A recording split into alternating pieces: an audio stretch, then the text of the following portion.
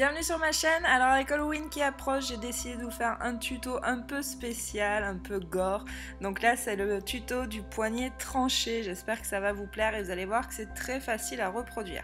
Donc moi j'utilise le Plasto Wax de chez Make Up For Ever pour venir faire ma chair, ma cicatrice en fait, la base.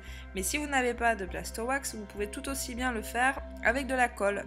Donc vous prenez un bâtonnet de colle et vous venez en découper des petits morceaux et venir faire une base comme ce que je suis en train de faire et vous l'étalez bien avec une petite spatule, c'est beaucoup plus facile.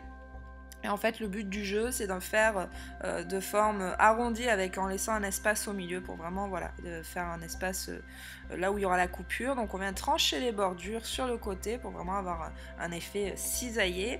Et après on vient bien fondre les bords pour faire en sorte qu'on n'ait pas l'impression justement d'avoir quelque chose de collé sur le poignet.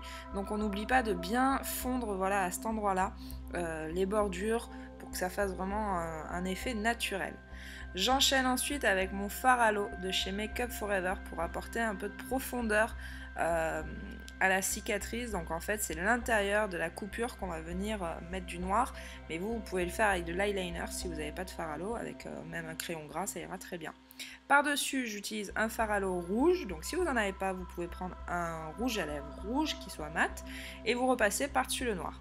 Ensuite, je vais venir faire le tour de la cicatrice pour un effet, vous savez, de bleu, bleuté, déchiré. Donc là, j'utilise du bleu et du jaune.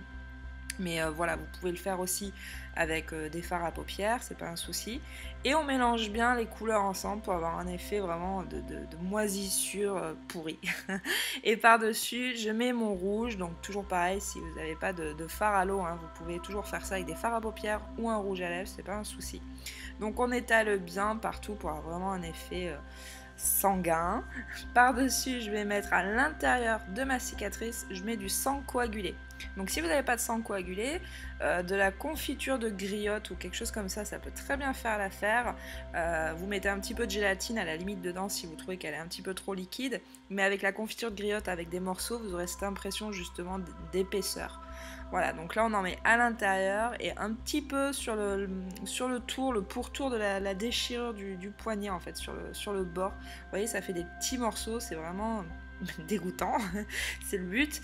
Mais voilà, avec la confiture, vous pouvez obtenir le même résultat.